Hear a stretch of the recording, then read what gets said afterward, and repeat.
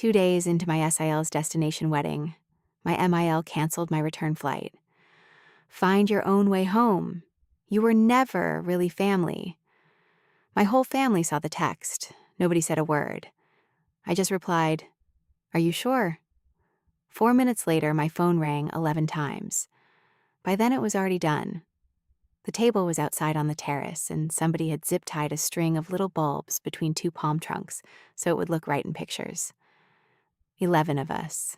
2 tables pushed together with one white cloth thrown over both so it read as one long one. The bride sat in the middle because that is where you put a bride. Below the railing, you could hear the water working at the rocks. 14 minutes after 9 on a Thursday. My phone was face up on the table next to my water glass. It had been face up all week because my number was the one printed at the bottom of the card in every one of those 11 people's pockets. The shuttle called me. The florist called me. Nobody at that table had to think about any of it. And that was the entire reason I was invited. So mine lit up first. It was an email, and all I saw was the preview line. Your itinerary has been canceled. Then the record locator. Then, on the second line, the part that put the cold straight through my hands. 10 passengers. 10. I did not move. I sat there with a fork in my right hand, and I read it twice. Quick pause before we continue. I'm Clara, the woman behind this channel. I write these stories because I love that little moment when strangers from different places end up feeling the same thing. If this one already pulled you in, stay with me. It goes deeper from here. 10 passengers. 10. I did not move. I sat there with a fork in my right hand, and I read it twice. Then the phone went again, and this time it was the family thread, and it was from my mother-in-law, and it said, "Find your own way home. You were never really family." Every phone on that table made a sound at the same second. It was like a little wave going down the cloth. She was 4 chairs down from me on the same side. She did not look up. She had a piece of bread in her left hand, and she was turning it over in the butter, and her rings were catching the bulbs. And she read her own message on the screen beside her plate. The way you check a text, you already know the wording of. My husband was directly across from me. He looked at his phone, then he looked at his plate, then he moved his water glass about 2 inches to the left, which is a thing he does with his hands when he has decided not to be involved. The bride read it, put her phone face down, and said, "Mom." Just that. Then she picked her drink back up and turned toward the groom's side of the table and asked somebody about the boat time. The groom did not look up at all. He was on his second plate. My husband's cousin, 26 years old, sitting at the far corner where they had put the young ones, read it and looked straight at me, then at her aunt, then back at me. I watched her type something and then watched her thumb hold down the backspace until it was gone. And his aunt, 78 years old, on the end with her cane hooked on the chair back, put her fork down on her plate and left it there. That was the whole reaction. One old woman setting down a fork. 10 seconds. 12. The steel drum kept going. Somebody at the far end laughed at something that had nothing to do with any of it, and a waiter came through the gap between the tables with a pitcher and topped off 3 waters and left. So I typed 3 words. "Are you sure?" I did not add anything to it. No punctuation past the question mark. I hit send, and I turned the phone face down on the tablecloth, and I picked my fork back up, and I finished the fish because it was good fish, and I had ordered it, and I was not going to let her have that too. Down the table, she made a small sound in her throat, like a woman being pestered about something already handled. 4 minutes. I know it was 4 because I looked at the time when I turned the phone over, and I looked again after. The first thing that happened was the phones. Not mine, theirs. The airline sends the cancellation notice to every email on the record, and the record had 10 people on it, and every one of them was sitting at that table with a phone an inch from their hand. My husband's cousin Dale's lit up first, then his wife's, then 2 down at the young end at once. My husband said, "What is this?" Then it started. My phone, face down on the white cloth, buzzed against the table. Long buzz. A call, not a text. I let it go. It stopped, and then it went again about 4 seconds later. And this time, it moved a little on the cloth, and everybody at that table heard it. 11 times. I counted them, and I have counted them since. And there were 11, and I know exactly what 11 is. Because 6 weeks before that dinner, I ran 11 cards through a laminator on my kitchen table in Minnesota, with my 9-year-old counting out loud beside me. 11 cards, 11 names, 11 people whose way home was one line in a system I understood, and none of them had ever thought about for 1 second in their lives. Every one of them called me, not her. She was the one who did it, and she did not call. She stood up out of her chair with her napkin still in her hand, and she said loud, in the voice she uses in a church basement, "Somebody get her to fix it." Her, not Courtney. Her. I put my fork down. I reached over and I picked up my bag off the back of the chair and I opened my wallet. And behind the insurance card, there is a laminated card about the size of a playing card, cut crooked at one corner. And I put my thumb on it the way you put your thumb on a coin in your pocket. Then I stood up. "Where are you going?" my husband said. "To get some air," I said. I walked off that terrace with my bag on my shoulder and that card in my hand, and 11 phones going behind me, and I went down the little path with the solar lights along it, past the pool that they close at 10, and I stood at the wall where you can see the lights of the harbor. And I did not call anybody. Not one person. I stood there for 11 minutes and looked at the water and let my phone burn a hole in the bottom of my bag. 6 months before that table, I was standing in my mother-in-law's kitchen on Cedar Avenue in Owatonna, Minnesota, with a cup of coffee I had poured myself because nobody offered. It was February, and there was road salt tracked all over her entry mat. There were 8 of us in that kitchen, which is too many for that kitchen, and the wedding binder was open on the counter, and she was going down the list of who was going to St. Thomas. Her husband had been dead 14 months. The insurance had come through in September. She had told everyone at the funeral lunch that Gary would have wanted the family together somewhere warm, and she had meant it, and she had paid for 10 tickets out of that money. I stood at the end of the counter and did the math along with everybody else. There were 11 of us in that family. "It's family only, Court," she said, without looking up from the binder. "You understand. That is the sentence. 14 years in 9 words. And she said it the way you would say the roads are bad. My sister-in-law was 3 feet away rolling a hair tie on her wrist. My husband was at the table behind me, with his back to it. Nobody said a thing.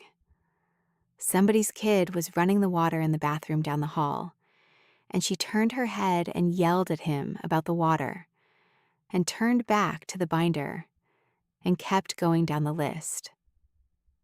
I said, "Sure." I said it in a completely normal voice. Then I asked her if she wanted me to look at the flights, because the spring break week fills up, and she said, "Yes, get me a good price," and she slid her credit card across the counter to me. Just like that. Face down, 2 fingers on it, sliding it across her own counter to the person she had just cut off the list. I picked it up. 14 years. I want to tell you what 14 years looks like, because you were never really family, only Lance, if you know what she was talking to. I married her son when I was 24. We have a 9-year-old. I have driven that woman to the eye doctor. I have hemmed her curtains. I have run the coffee at 3 funerals in that church basement, including her husband's, and I did the funeral lunch sign-up sheet on my own printer. And her husband, Gary. 2 years of Mondays and Thursdays, I drove Gary to Rochester, 40 minutes east on the county road, and the appointments were at 8 in the morning half the time, which meant leaving Owatonna in the dark. 61 of them. I counted because I made a card for everyone. Date, time, building, floor. What he could eat before, what he could not. He got mixed up about buildings toward the end, and it embarrassed him in front of the desk girls. So I put it on a card so he could hand it over instead of talking. And on every one of those cards, at the bottom, in my handwriting, was one line: Ride Courtney. He kept them in his shirt pocket.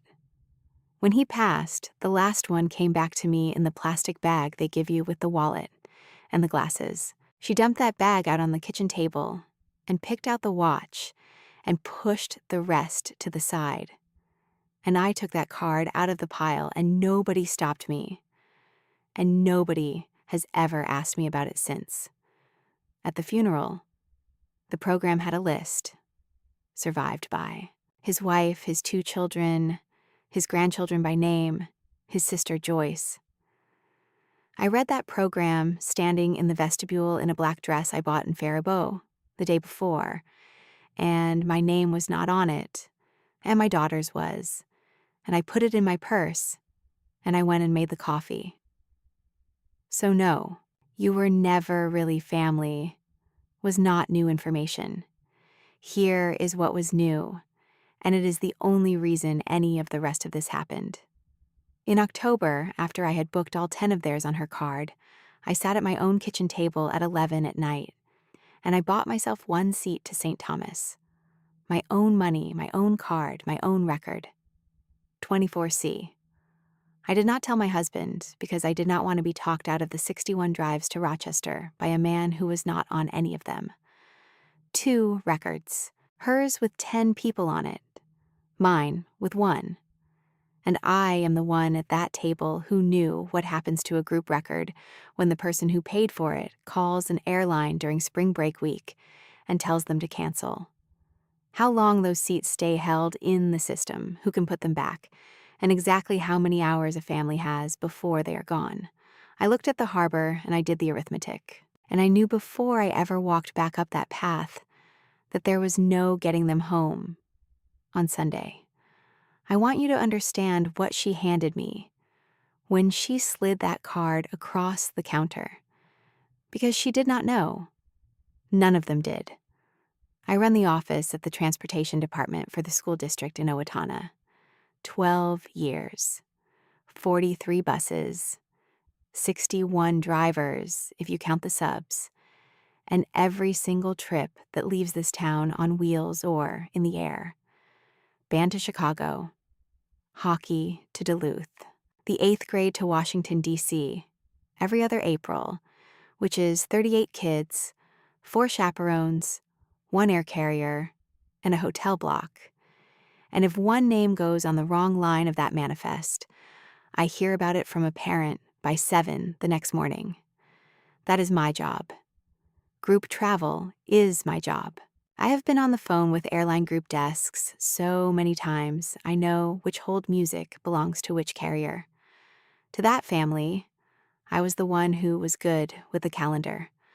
I booked their 10 in one afternoon in February at the kitchen table after work with the space heater on my feet. 10 passengers, 1 record. That is how a group goes. It is cheaper, the seats sit together, and 1 person is the contact of record. She wanted her name as the payer. Fine. That is her card, that is her right. But somebody has to be reachable, and she does not answer numbers she does not know, and she turns her ringer off at church. So I put my cell in the contact field, and I put my email in there too, because when a flight time moves 90 minutes on a Tuesday, Somebody has to actually see it. And then I did the other thing, the one nobody in that family will ever appreciate, which is that I did not put myself on it. You never put your own seat inside somebody else's record. I have told that to a first-year band director standing in my doorway with a purchase order in his hand. If you are not the payer, and something happens to that record, a change, a schedule move, a cancellation, your seat moves with it, and you have no say. You buy your own, separate confirmation, separate card, your name on it. I said that out loud in my own kitchen in February with nobody there to hear it. And then, in October, I finally did it. 1 seat 24C, on my own card, on my own record. Because after 8 months of that binder, I could not stand the idea of coming home strapped to their itinerary. Everything else that spring, I did for them. March, the room block. Frenchman's Bay, on the south side of St. Thomas, 5 buildings on a hillside, and the good ones are the front rooms over the water. I got 6 of the fronts held under a wedding block at a rate that made the coordinator ask me twice if I had a corporate code, and I said no. I just called in February. The resort wanted a card on file to guarantee the block. That is standard. You do not hold 6 rooms in spring break week on a promise. I called my mother-in-law and asked her to give them her card for the guarantee. I already paid for 10 plane tickets, Courtney. It's not a charge. It's a hold. It's in case somebody walks. Then you put yours on it. You're the one who set it up. So I put mine on it. And I put mine on the rehearsal dinner for 22 at the Terrace restaurant because they wanted the Terrace, and the Terrace wanted a card. And I put mine on the catamaran deposit because the boat wanted a card, and by the middle of April, my visa was the thing holding that entire week off the ground, and not one of them ever asked me what the number was. April was the welcome bags, $68 of my own money at the dollar store in Faribault, and the good candy from the co-op, and my daughter tied every one of those ribbons. May was the transfer van, because 11 people and their luggage do not fit in taxis at Cyril E. King without somebody getting left on the curb for 20 minutes. And I have watched 42 8th graders get off a plane, so I knew that before we landed. And the family thread ran the whole time. Court, is the boat before or after the salon? Court, can you call the photographer? He's not answering me. Court, Jared's mom is gluten-free. 10:30 at night, my daughter asleep down the hall, my husband asleep beside me, and my thumbs going in the dark answering a question about a photographer for a wedding I had a card on file for and no seat at. Never once in 6 months did anybody in that thread type the words, "Thank you." I am not being dramatic. I went back and looked later when I needed to be sure I was not making myself into something. 211 messages from me. Not one. The last week of February, I made the cards. I have a laminator. It is a $109 machine from an office supply store, and I have run maybe 4,000 things through it. Bus route cards, subfolders, the emergency contact sheet that hangs in every one of those buses. It sits on the end of the kitchen counter, and it takes about 6 minutes to warm up. I made a card for every person going on that trip. Name at the top, flight number, gate, seat, the confirmation code for the group. Then the hotel, the building, the room, then the boat time and the rehearsal time and the wedding time, so nobody would have to ask. And at the bottom of every card, my cell number. Nora sat up on the counter in her socks, with her heels knocking the cabinet door, and she counted them as they came out of the roller's warm. Grandma Bonnie, Uncle Jared, Aunt Shelby, Dad. She lined them up on the counter like she was dealing cards. That's 10. There's one more. The last one came out, and she picked it up and held it under the light over the sink. and her face did that thing where she is about to ask something she already knows is a problem. Mom, yours is a different number. Different flight, honey. Why? Because Grandma bought theirs and I bought mine. She thought about that. She is 9. 9 is old enough. Are you sitting by Dad? No, I said. I'm in 24C. She put my card on the top of the stack and squared the edges up with 2 hands, the way she has watched me do it 100 times. And she said 24C, like she was memorizing it. And I did not know then that she was. We flew out on a Tuesday at 6:40 in the morning. I had 2 vehicles leaving Owatonna at 3:15, which I arranged, and I sat in the second one with Gary's sister Joyce, 78 years old, and her cane across her knees, because somebody had to sit with Joyce, and it was not going to be one of them. MSP at 4:40. I checked 11 people in. I stood at the kiosk in my coat with a stack of passports and license photos, and did it person by person while they got coffee. And my mother-in-law came back with a cinnamon roll and said, "Is it done?" At the gate, I handed out the cards. That is the part I keep going back to. I stood in that gate area at Terminal 1 and handed each one of those people a warm little laminated card with their own name on it, and their seat, and the code, and my phone number at the bottom. And they took them the way you take a napkin. My husband's cousin Dale read his and said, "Oh, nice." My sister-in-law took hers without looking up from her phone. My husband put his in his back pocket, which is where he keeps everything he intends to sit on. Then they called Group 3, and 10 people stood up and got in a line. My flight left from a different gate 20 minutes later, on a different carrier, and I had told exactly one person that, and it was not my husband. It was Joyce. On the ride up, in the dark, she had asked me what time we landed, and I told her mine landed 40 minutes after theirs, and she turned her head and looked at me in the dashboard light. "You're not on with us?" "I've got my own." She was quiet for a while. Then she said, "That's your money, honey." "It is." "He'd have raised hell about that," she said. She meant Gary. At the gate, she was the only one who turned around before she went down the jet bridge. She had her boarding pass in one hand and the cane in the other, and she looked back over the heads of her own family and found me standing there by the window with an empty stack of card sleeves in my hand, and she lifted the pass about 2 inches, like a little wave. 10 people went down that jet bridge, and not one of the other 9 noticed they were leaving somebody. I flew down alone, and I was glad about it. 3 hours and 40 minutes, with nobody asking me anything. I watched the water come up under the wing at the end, that shelf where it goes from navy to that ridiculous green. And for about 90 seconds, I was somebody on a vacation. The van was waiting when they came out, because I had booked the van, and I met them at the curb in the heat.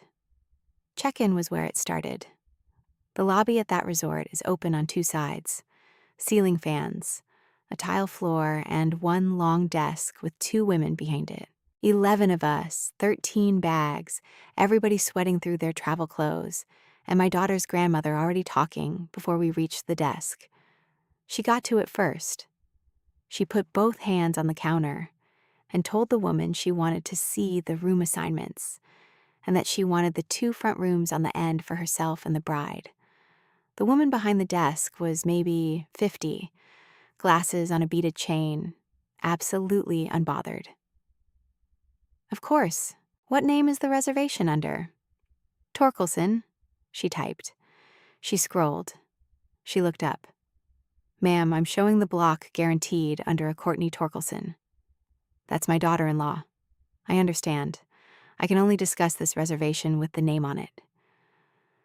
I want to describe the 8 seconds after that, because I have thought about them more than I should. It got so quiet in that lobby that you could hear the ceiling fan clicking on every third turn. My sister-in-law looked at her mother. My brother-in-law found something on his phone. My husband looked out at the parking lot. Joyce sat down on the bench by the luggage cart because Joyce had been standing for a long time and she was done. And the woman with the glasses looked over my mother-in-law's shoulder, right past her, into the group, and said pleasantly, "Is Courtney here?" I said, "That's me." Everybody's head turned. It was like a family photo where somebody says, "Look over here." I walked up to the desk and I gave her my license and my visa, and she matched them to the file and pulled the whole block up. And I stood there and read the assignments off the screen out loud for 11 people, because that is what I do. And I gave my mother-in-law the front room on the end, the one she wanted, the good one, with the balcony over the water. She did not thank me. She did not look at me. She picked up her purse off the counter, and she walked across that lobby to the little alcove by the elevators where the house phone is, and she picked up the receiver. There were 6 front rooms in that block, and 11 people, and I am the one who made the list. So I will tell you exactly whose fault my room was. Mine. Building 5 is what they call the garden annex, which is a nice way of saying it is behind the laundry, down 31 steps, with a window that looks at the retaining wall and a wall unit that comes on like a truck starting. I put myself there in March, sitting at my kitchen table with the map open because somebody had to be in 5, and the 2 obvious somebodies were me and Joyce. And Joyce is 78 with a cane and 31 steps. I have done that my whole marriage. I take the annex, and then I am hurt that nobody offered me the front. That is a real thing about me, and I'm not going to pretend it is not. What I did not expect was the knock at 10 after 9 that first night. My mother-in-law in the doorway of Building 5, in her robe, looking past me into the room the way you look into a room you are pricing. There's no coffee maker in Shelby's. There's one in the lobby from 6. She's the bride, Courtney. I gave her mine. I unplugged it, wound the cord around it, and put it in her hands, and she carried it back up the 31 steps. And I heard her tell somebody on the path, well, she wasn't using it. Tuesday night, I lay in that room and listened to the laundry equipment and did the thing where you make a list of what you did today, so it counts as something. Wednesday was the boat. I had booked a catamaran out of Red Hook for a half day, 11 seats, because 11 is how many of us there were. I paid the deposit in April on my card. The charter emails you a manifest to confirm the day before, and I confirmed it Tuesday night, sitting on the end of that bed, with my legs still gritty from the beach. 11 seats. I put 11 names on it.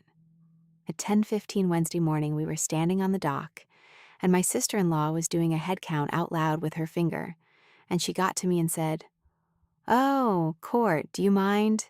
Jared's brother came in early." Jared is the groom. His brother had flown in a day ahead and was standing at the end of the dock in a bucket hat with a cooler bag, and he did not know a thing about it. And honestly, I do not hold 1 minute of that day against that man. "There's 11 seats," I said. "Yeah, but it's tight, and you get seasick anyway." I do not get seasick. I have never in my life said I get seasick. She needed a reason to exist for 4 seconds, and that is the one she reached for. And everybody standing on that dock in their swimsuits accepted it and started getting on the boat. My husband was already on it.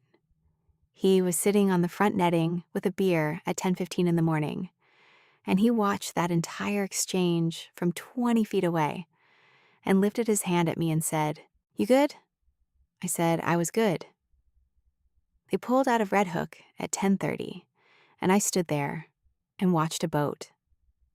I put a $400 deposit on, go around the point with 10 people on it, and 1 empty seat.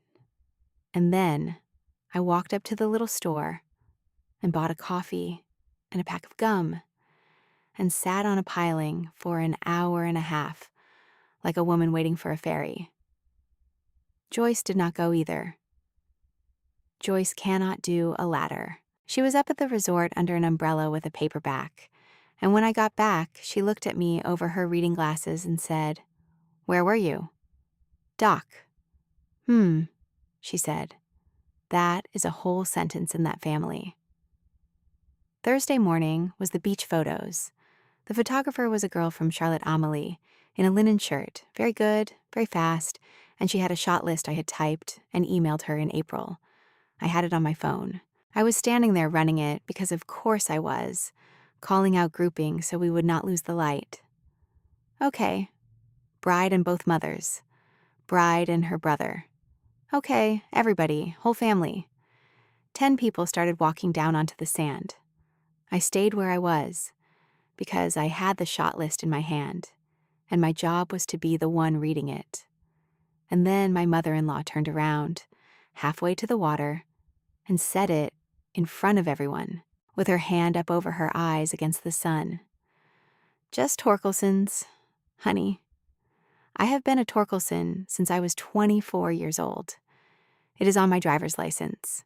It is on the mortgage on Grove Street. It is what the 6th graders call me when they come to the window to ask about a bus pass." "Sure," I said.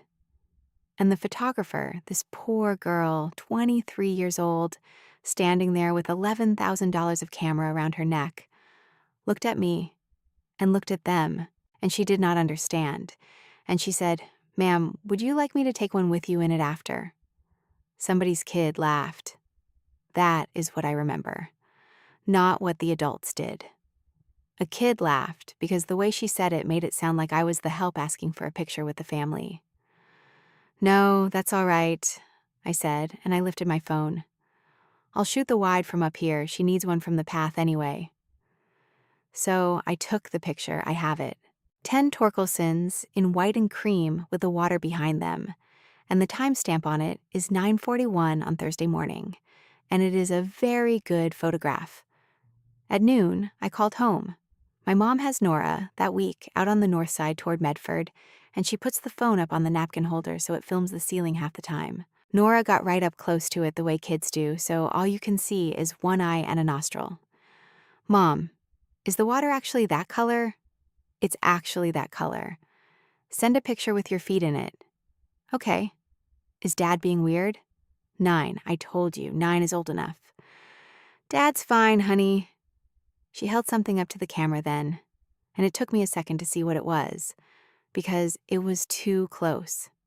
It was her card, the one I made for her that has nothing on it but my flight numbers and the hotel, and because she asked me to, the words, "Home Sunday," at the bottom in capitals.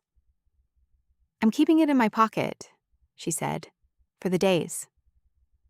That afternoon, Joyce and I sat under the umbrella, and I paid for her lunch, and she made me sit still for once. And that is when the card came out. I was digging for my sunscreen, and I had my wallet open on my knee. And she looked over and said, "What's that?" Behind my insurance card, cut crooked on one corner because I trimmed it with kitchen scissors in a hurry at 6 in the morning on a Thursday 2 years ago.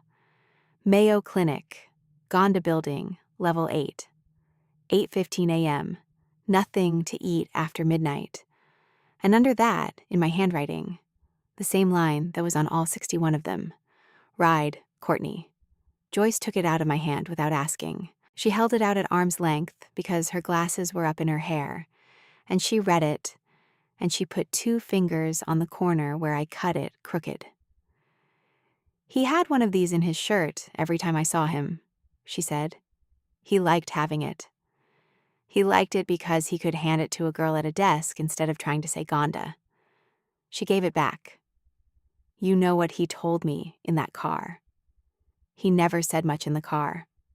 "He said it to me on the phone, Courtney, not to you. He said, 'The one that shows up is the one that's mine.'" I sat there under a rented umbrella on an island and cried for about 4 seconds, which is my limit in public. That is what the card was up until Thursday night. It was the only thing anybody in that family ever gave me that had my name in the right place on it. At 4 o'clock, she saw it. I was in the lobby getting the rehearsal timeline printed at the business center, and I had my wallet open on the counter for the 50 cents, and she came up behind me for the room key, and she looked down at the counter and stopped. "Why do you still have that?" Not "what is that?" Why do you still have that? She knew exactly what it was. She was the one who dumped that bag out on the kitchen table. "It's just a card." "That was Gary's. I made it." She looked at it for another second, and something moved across her face, and I have gone back and forth for a long time about whether it was grief or whether it was the specific insult of finding out that there is a piece of your husband in another woman's wallet, and it has her name on it. Then she straightened up, and it was gone, and she was pleasant, which is worse. "Are you all set for tonight, honey?" That is the other thing about her. Honey, it comes out when she wants something, and I had heard it twice in 6 hours. She followed me out to the lobby and stood there with her key in her hand while I folded the timelines. "I want the reservation number," she said. "Which one?" "The plain, the one with everybody." I stopped folding. "Why?" "Because if something happens to you, Courtney, I've got 9 people down here and no way to talk to anybody about it. You're the contact on everything. What if you got hit by one of these taxis? That is real. That part is actually real. In my job, that is called a single point of failure, and it is the first thing I look for on any trip that leaves this town. It is the correct question, and it was the only correct question she had asked me in 6 months, and that is why I did not hear it. I wrote it on the back of one of the extra timelines. 6 characters. The record with 10 names on it, the one she paid for. The one my name was not inside of. Because I had made sure of that in February at my own kitchen table with a space heater on my feet. She folded that paper in half and put it in her robe pocket. "Thank you," she said. 6 months. 211 messages. That was the first one. The rehearsal was at 5:30 on the little half moon of sand below the terrace, where they set up an arch out of driftwood and about $400 of white flowers.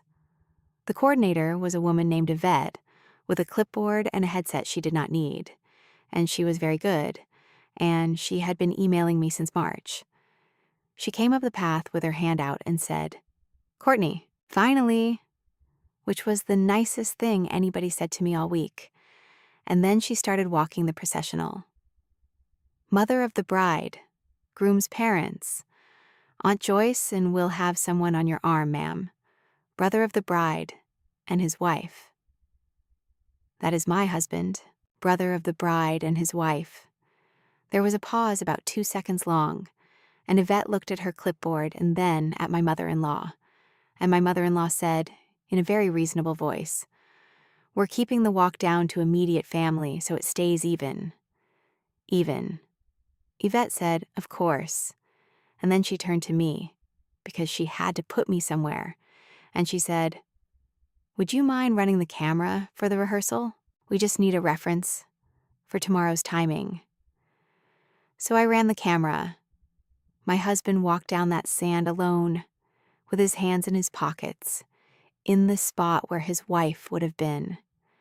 And I filmed it, and neither one of us said a word about it. And when he got to the front, he looked back up the beach at me holding the phone, and he did the little chin lift he does. We had been married 14 years, and he had a whole vocabulary for me, made out of chin lifts. The dinner was at 7 up on the terrace. 22 people, both families. I want to be precise about this because it is the part that finally did it. I made that seating chart in April. I made it at my kitchen table on graph paper, the way I do a bus loading chart, because a 22-person dinner with 2 families that have never met is exactly the same problem as loading 42 eighth graders, which is keep the loud ones apart and put somebody kind next to the person who does not know anybody. I emailed it to Yvette on the 12th of April. I put Joyce next to Jared's mother because they both do quilting. I put the groom's uncle across from Dale because they both drive truck. I put myself at the far corner near the service door because that is where you put the person who is going to be getting up. At 7 o'clock, I came up the steps, and the tables were set, and there were little cards at every place, cream with calligraphy on them, which was not what I ordered because I had ordered plain and somebody had upgraded. I went down the table looking for mine. I went down it twice, 21 cards for 22 people. Shelby came around the end with her drink already going, and she saw my face, and she made a sound like, oh, the sound you make when you have forgotten to text somebody back. Court, I'm sorry, we redid it this morning because Jared's aunt came. We didn't know where to put you. They did not know where to put me. On a chart I made. It's fine. Just grab a chair, there's tons of room. So a waiter brought a chair and I sat on the corner of the second table, at the joint where the two tables came together. So the seam of the tablecloth ran under my plate, and my knees were up against a table leg the whole night. Halfway through the entrees, I went to the bar at the end of the terrace to get a club soda because I was not drinking that week, because I was the one who was going to be answering the phone if something happened. Yvette was standing at the end of the bar with her clipboard doing the count for the wedding lunch with my mother-in-law. I was 4 feet behind them in the line. Neither one of them turned around. Yvette said, "And Courtney's on for the family lunch, yes?" And she said, "The daughter-in-law isn't family. She's a +1. Just put her with the vendors." I stood there in a line at a bar on an island, and I looked at the back of that woman's head. Here is what I want to say about that moment. And then I will move on, because I do not want to sit in it any longer than I sat in it that night. It was not the sentence. I had heard versions of that sentence for 14 years. In February, in her kitchen, at the funeral, at every Christmas where the stockings on that mantle were Jeremy, Shelby, Nora, and a hook. It was the word vendors. I got my club soda. I said thank you to the bartender. I went back and sat down at my seam. Under the table in my lap, I had my wallet, and I took that card out from behind my insurance card, and I closed my fist around it, and I held it there through the whole toast. The toast was Shelby, at 8:40, standing up with a champagne glass, and her phone in her other hand with notes on it. She thanked Jared's parents. She thanked Yvette. She thanked Joyce for coming all this way at her age. And everybody said, "Oh." And then she said, "And my mom, who made all of this happen? Mom, you gave us this whole week. I don't know how you did it." And she lifted her glass at the woman 4 chairs down from me, and 21 people lifted theirs. And my mother-in-law did the little thing with her hand, the "oh, stop it," and everybody laughed. I lifted my glass too. My hand did it on its own. 14 years of training will do that. I looked across the table at my husband while I did it. He knew. He knew about the room block and the boat deposit and the welcome bags and the van and the photographer, because he had watched me do all of it at our kitchen table for 6 months with the space heater on my feet. And he had said more than once, "You do too much for them." He drank his champagne. That is all he did. He did not correct one word of it. He drank his champagne and set the glass down and turned to Dale and asked him something about a boat motor. I found out afterward, on the plane, that Sydney was watching me during that toast, 26 years old, down at the young end. And she said she looked at me and then at her uncle and then at her plate. 2 things happened after that toast that I did not know about at the time. I am going to tell you both of them here because it is the only way any of it makes sense. The first one is that at some point after the coffee came out, the groom's family said their goodnights. Jared's parents had the kids in an early boat, and by 9 o'clock, the second table was empty, and the waiters were breaking it down at the far end, and there were 11 of us left at one long table with a cloth over it. Just us. Just Torkelson's. Honey. +1. The second thing happened at 9 minutes after 9. Sydney went up to the lobby to use the bathroom because the terrace bathroom had a line.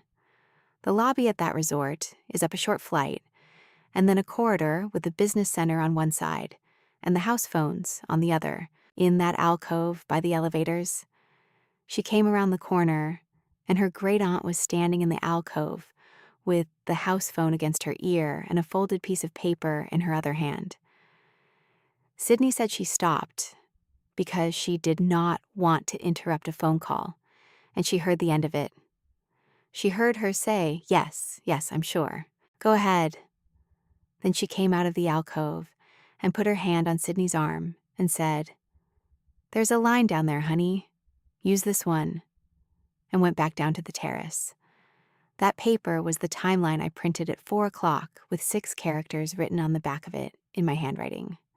9:14. Now I will tell you what was actually in my head at that table.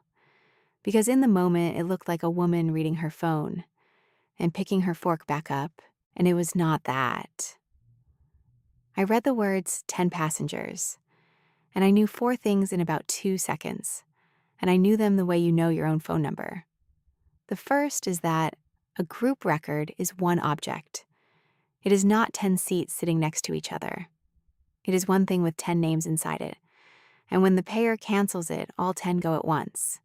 There is no version where she called and took one seat out. There was nothing of mine in there to take out. The second is that she thought there was. That is the part I sat with while the steel drum played. She had 6 characters on a piece of paper, and she believed that made her able to reach into a system and lift my seat out of it like taking a place card off a table. She had no idea she was holding the whole return home for 10 people in her hand. She thought she was moving me. The third is what week it was. Spring break, out of a 2-runway airport in the U.S. Virgin Islands, where there are 2 non-stops a day up to Minneapolis, and everything else goes through Miami or Charlotte. 10 seats had just gone back into the system on a Thursday night in the highest demand week of the year. Anybody sitting at a computer anywhere in this country could buy them, and they would. And it would take hours, not days. And the fourth thing is the one that mattered. This is why I love making these stories. People think silence means weakness until the proof is already in the room. Stay with me. We're right at that point. Anybody sitting at a computer anywhere in this country could buy them, and they would. And it would take hours, not days. And the fourth thing is the one that mattered. When a record cancels, it does not vanish, it sits. There is a window, and it is short, and it is at the discretion of the carrier. And on that carrier that week, it was about 2 hours, where a reissue desk can pull it back up and put those same 10 people on those same 10 seats. No fare difference. No fight. 2 hours. After that, the fare is gone, and you are buying whatever is left at whatever it costs on the day you ask. 2 hours from 9:14 is 11:14. There were 11 people at that table, and one of them knew that. I typed the 3 words, and I turned my phone face down on the cloth, and I ate the rest of the fish. And I want to be very clear about what I was doing, because I have had a lot of time to be honest about it. I was not scheming. I did not have a plan. I had a fork. I was sitting at the seam of 2 tables at a dinner I planned, In a chair a waiter had to go get, holding a laminated card in my fist under the tablecloth, with a dead man's handwriting on the front and my own name on the back of every version of it, and I made one decision, and it was not a clever one. I decided that for the next 2 hours, I was going to be exactly what she had just told the coordinator I was. Nobody. A +1. A vendor. Vendors do not fix your flights at 9:14 at night. And down at the other end of that table, with butter on her bread and her rings catching the light, sat a 66-year-old woman who had just been asked by a phone agent whether she was sure, and had said yes, and had hung up, and had come back down to dessert, and did not know that the clock on the only easy way home had already started. I went back up the path at 25 after 9, because my key was in my bag, and my bag was on my shoulder, and there is nowhere else to go on an island. They were all still at the table. Nobody had eaten anything else. Dale was standing up with his phone on speaker held out flat in his palm, and the hold music was going, the little 4-note thing, and everybody was leaning in toward it like it was a radio in 1943. Shelby said, "Court, thank God, fix it." Fix what? The flights. They canceled the flights. They didn't cancel them, I said. Somebody canceled them. That landed on the table and sat there. My mother-in-law did not look up. She said, to her plate, "There has clearly been a mistake. Did you call them?" "I called about your ticket," she said. "That is all I did." "Whose card did you use?" "Mine. They're my tickets." "And what did they read back to you before you said yes?" That is when she looked up. And I want to tell you, in 14 years, I had never once asked that woman a question she had to think about, and I asked her 2 in a row. "They read a number," she said. "I don't know. There's always numbers." Jeremy said, "Mom, what number?" She picked her bread back up. I said goodnight. Before I did, I went down the length of that table and picked up the cards. They were all over the cloth. When the emails hit, every one of them had dug the little laminated card out of a pocket or a purse to read the confirmation code off the bottom of it, out loud, to Dale's speakerphone, and then dropped it on the tablecloth in the butter and the water rings. 10 cards lying face up on a white cloth in the light of those bulbs. I picked them up the way I have picked things up at that family's tables for 14 years, without deciding to, squaring the edges with 2 hands as I went, and I put them in the outside pocket of my bag, and not one person at that table saw me do it or asked me for theirs back. I said goodnight in a completely normal voice, the same one I used in her kitchen in February when she told me I was not family. I said goodnight, and I walked off the terrace, and I went down the 31 steps to Building 5 and let myself in and sat down on the concrete step outside my door, because it was cooler out there than in, and the wall unit was loud, and I wanted to hear the ocean instead of a machine. There is no balcony in Building 5. There is a step, a light with bugs in it, and a view of a retaining wall. That is where I spent the 2 hours. At 20 to 11, my husband came down the steps. He sat down next to me on that step with his elbows on his knees and his tie undone. And for about a minute, he did not say anything, and I let him not say it. "Can you just call them?" he said. "No." "Courtney." "No." "She's 66 years old." "She's 66 years old."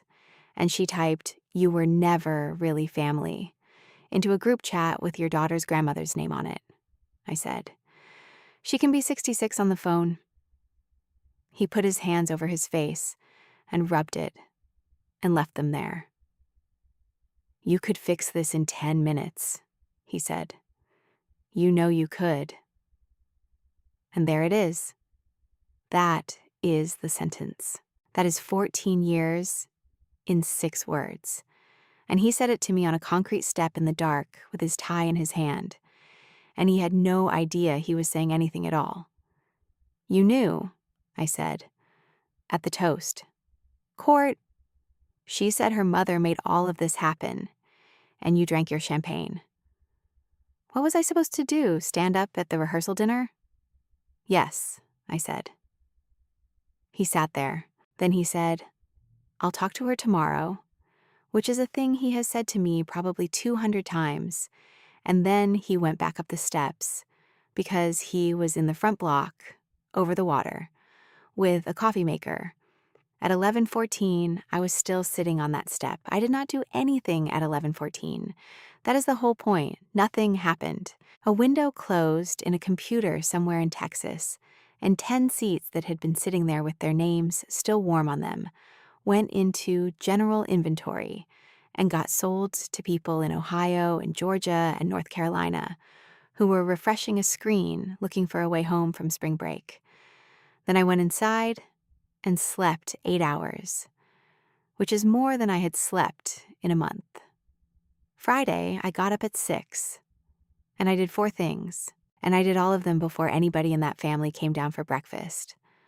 The first one was the business center, $2.50 a page.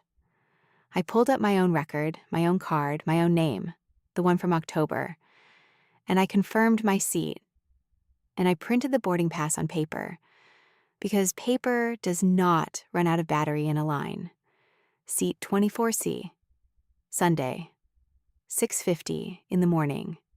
Cyril E., King to Miami, Miami to Minneapolis, in at 4:20 in the afternoon. I folded it in half and put it in my wallet behind the card with Gary's handwriting on it. The second thing was the front desk. Same woman, glasses on the beaded chain. 7:15 in the morning. The lobby empty except for a man mopping. I need my card taken off the file, I said. The block guarantee and the terrace dinner. She looked at me over the glasses for a second. Then she pulled it up. The block runs through Sunday, ma'am. If I take your card off, I have to have another one before checkout, or the rooms come off the wedding rate. I understand. There's also an open ticket on the terrace from last night. 22 covers. That's not mine. She did not smile, exactly. She typed for a while. Then she printed something and slid it across the counter for me to sign. And while she was doing it, she said, without looking up, Are you the one who booked all this in February? Yes. She said. Somebody should tell them what that rate was. I signed it and I asked her to note on the file that the responsible party for the block was the payer of record on the air reservation. And she said she would. And she did. And at 9:15 that morning, my mother-in-law had to come down to that desk in front of Dale and Renee and put her own credit card on the counter and read the number out loud twice because the woman could not get it to run the first time. The third thing was the room.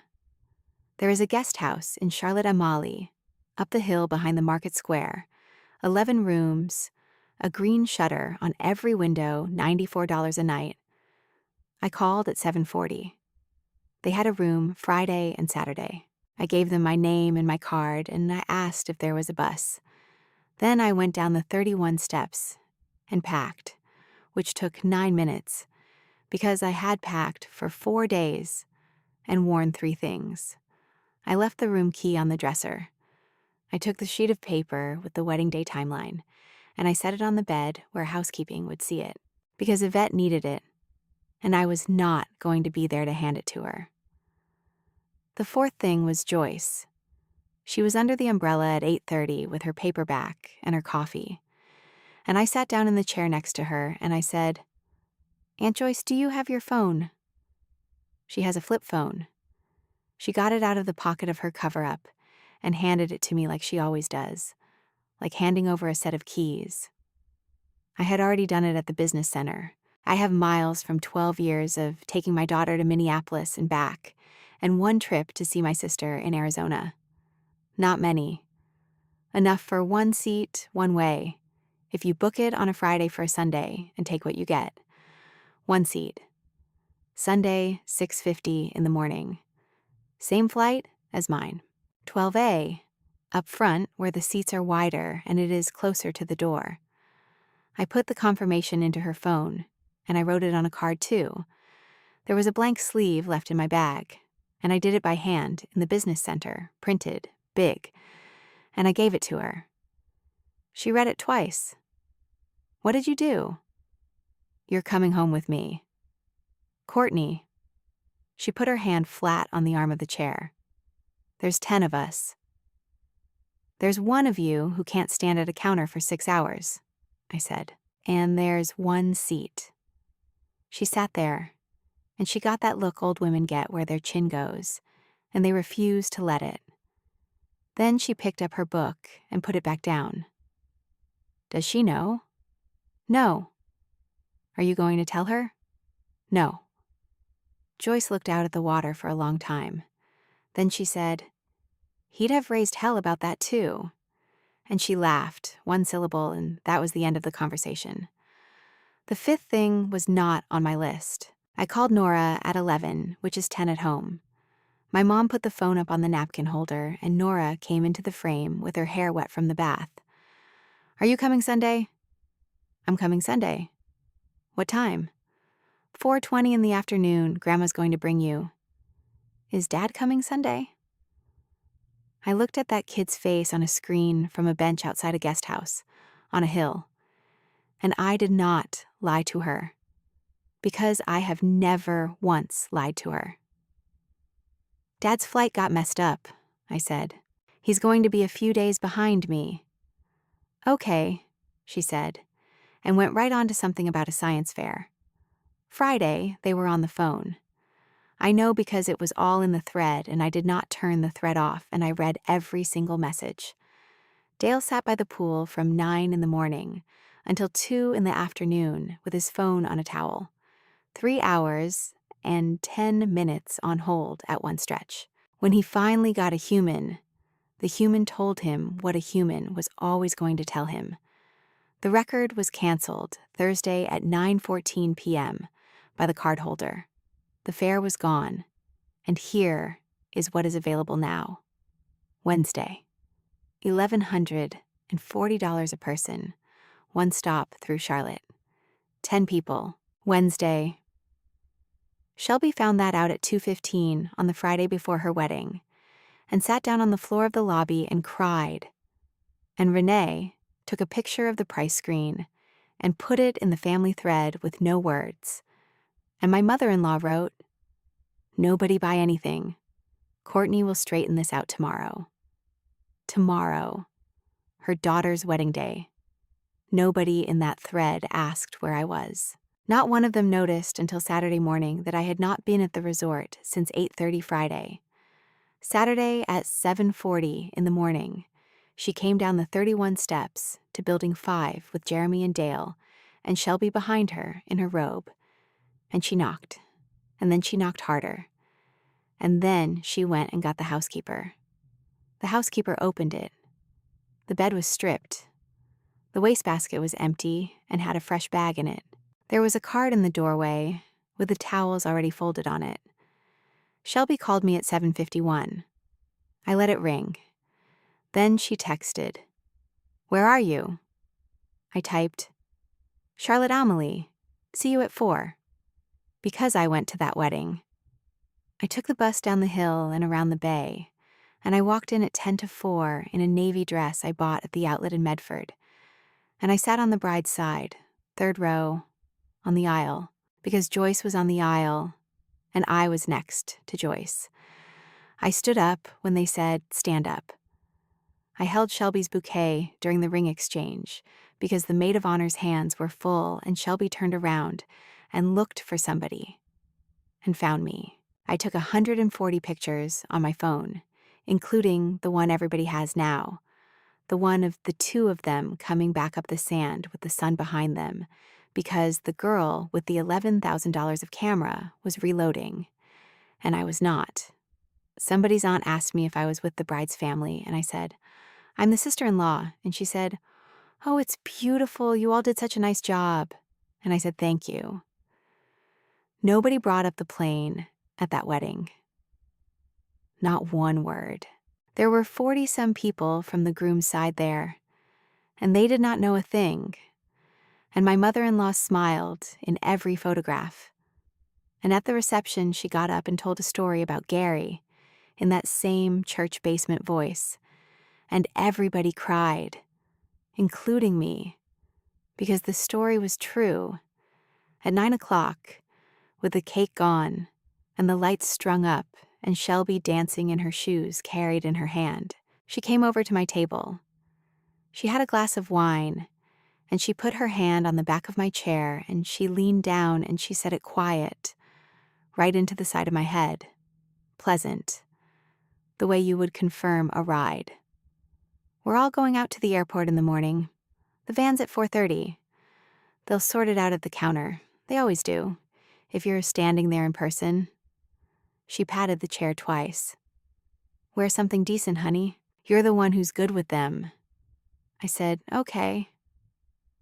Then I went back to the guest house on the hill, and I set my alarm for 4:15, and I laid the navy dress over the chair, and I put my boarding pass and Gary's card and the 10 cards I had taken off that tablecloth into the outside pocket of my bag, where I could reach them standing up. The airport on St. Thomas is named for a man named Cyril E. King, and it is one long building with the ticket counters open to the air on one side. So you stand in line with the wind coming through and the taxis loading 20 feet away. At 10 after 5 on a Sunday morning in spring break week, that line came out the doors and down the sidewalk. I got there at 5:15 in a taxi from the hill with my one bag and my navy dress folded on top of it. And I saw them before they saw me, because 11 people with 13 bags take up a lot of room. 10 of them, actually. Joyce was not with them. Joyce was sitting on a bench by the door with her cane across her knees and her purse in her lap, the way she had been sitting in a lobby in Minnesota 4 days earlier, and when she saw me, she stood up. She had ridden out on that van at 4:30 in the morning with all of them, and she had not said one word the whole way. I got in the line with her. They were at the front of it, at the counter, and they had been there maybe 10 minutes. You could hear my mother-in-law from 30 feet back, not shouting. She does not shout. She uses the voice you use on a woman at a returns desk, the one that says, I am being extremely patient with you. And I'm telling you there has been a mistake, because I would never have done that. The agent behind that counter was a woman about my age, with her hair pulled back and a lanyard, and a way of typing where she never once looked at her hands. Her name was on the tag. Verna. She had my mother-in-law's confirmation up on the screen, and she had already said the thing 3 times, and she said it again.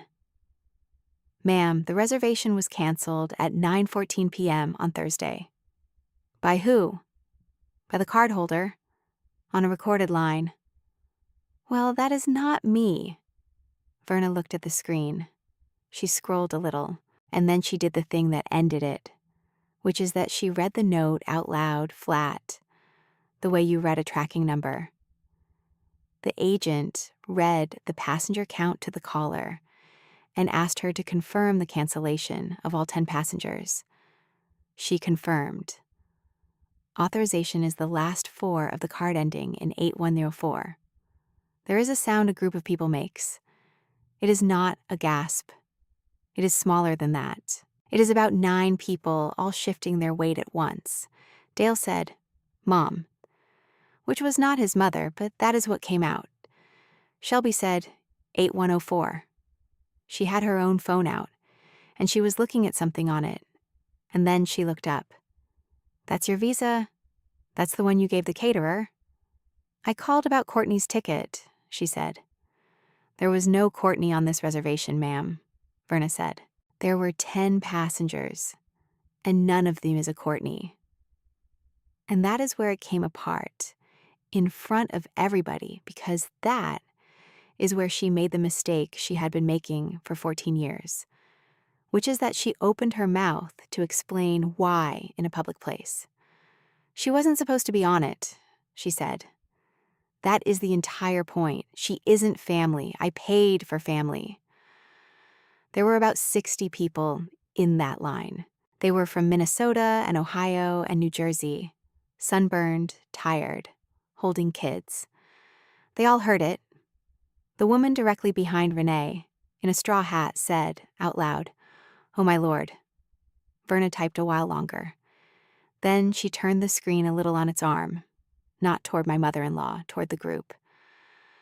"I have nothing on this flight. I have nothing on the evening flight. Miami is sold. Charlotte is sold. What I can do for 10 passengers is Wednesday, one stop, and I want to tell you the fare before I hold it." "How much?" Jeremy said. $1,140 each. Somebody in the back of my family did the multiplication out loud and got it wrong, and Renee corrected her. $11,400 on the money that was left of a life insurance policy that a man named Gary Torkelson worked at the co-op for 31 years to leave to his wife. And my mother-in-law turned around. She turned around and looked back down that line, and she found me. I was maybe 8 people back, next to a 78-year-old woman in a lavender travel sweater. "Courtney," she said, "come up here." I did not move. "Courtney, come up here and talk to her." "About what?" "About fixing this." "There's nothing to fix," I said. "It's Wednesday." And she said the thing that I think she will hear in her own voice for the rest of her life, and she said it at a volume, to a line of 60 strangers at 6 a.m. "You are going to stand there and let this happen to us?" I want to tell you what I felt, and I'm going to be honest, because I promised myself I would be honest about all of it. I did not feel powerful. I felt like a woman who had not slept much, in a line, holding a purse. I said, "You asked me for the reservation number on Thursday, and I gave it to you.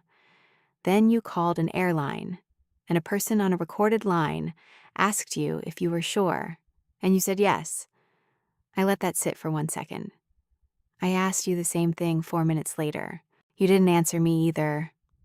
Then the line moved, because lines do, and the family in front of us went up to the next agent, and Verna's counter cleared, and it was our turn. And I walked up to that counter with Joyce on my arm. I put 2 passports down, mine and Joyce Lynn's. Verna looked at the screen, and something in her face changed about a millimeter. "24C, she said, "and 12A. Yes, you're on this flight." "I am."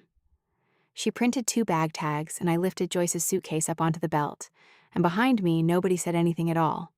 And that silence was the loudest thing that happened all week. Then Shelby said, wait, Aunt Joyce is going?" And my mother-in-law said, "Joyce," in a voice I had never heard her use on another adult in her entire life. And Joyce turned around with the boarding pass in her hand and said, "I'm 78, Bonnie. I'm not standing in a lobby till Wednesday." I took the outside pocket of my bag, and I opened it. 10 laminated cards. I had squared them up on the bus that morning out of habit, the way I square a stack of route sheets, and my own was on the top because I had put it there. I set them down on that counter in front of my mother-in-law. Not thrown, set down, in a stack, and I put 2 fingers on the top one and turned it so it faced her, the way she had turned a folded piece of paper over in her robe pocket on Thursday. Her name was on the top card of the 10. Under it, the flight she no longer had. Under that, the hotel and the boat and the times. And at the bottom of every single one of them, in the same place, my cell phone number. "That's everything you needed for the week," I said. "I made those in February." Then I took my own out of my wallet, and I laid it on top of the stack, face up, so she could read it. And it was the only one on that counter with a flight number on it that still existed. "Find your own way home," I said. I did not say it loud. I have gone over it about 1,000 times, and I am sure of that. It came out about like you would say, "Excuse me." Jeremy came around the end of the counter. He had his hands out from his sides. He looked like a man who had run somewhere. Court, you could fix this." "I did," I said, "for 14 years. And I went through security with Joyce Lind on my arm. She had to go through the wheelchair lane, and I went with her. And we sat at the gate at 6:20 in the morning, and she bought us both coffee out of her own purse and would not let me pay for it. And she held that cup with both hands and looked out at the water past the runway and said, 'Well.' That is all she said. Well, we landed in Minneapolis at 4:20 in the afternoon, and my mother was at the bottom of the escalator with my daughter. And Nora had a piece of poster board that said, 'Welcome home, Mom,' in marker with the M's crooked. And when she got to me, she did not say hello. She said 24C, like a password. And I picked her up even though she is 9 and too big. And I held her in the middle of the baggage claim at Terminal 1 with a suitcase going around behind me. They bought Wednesday, 10 seats, $11,400 out of the same account. Shelby and Jared had 4 nights on Water Island booked for the honeymoon, and they did not go on it because the money that was going to be their honeymoon became airfare for a Wednesday flight through Charlotte. My mother-in-law paid for all of it and told everyone she was happy to. They spent Sunday, Monday, and Tuesday at that resort at rack rate because the wedding block ended Sunday, and there was nothing on file to hold it. The story got home before they did. By Monday afternoon, the version going around the Cedar Avenue Sunday table and the water aerobics class at the Y was that I had left my husband's family stranded on an island over hurt feelings. I did not fight it. I went to work Monday morning and did the spring roots. It died on Wednesday, and I had nothing to do with that either. Sydney put the screenshot in the family thread. The whole thing. The message with the timestamp, 9:14 p.m., and above it the itinerary cancellation, and below it my 3 words. And then she typed 1 line under it. I was in the lobby at 9:09. I heard her say, "Yes, I'm sure, go ahead." I've been sick about it for 5 days, 26 years old. Nobody in that thread answered her for 11 hours.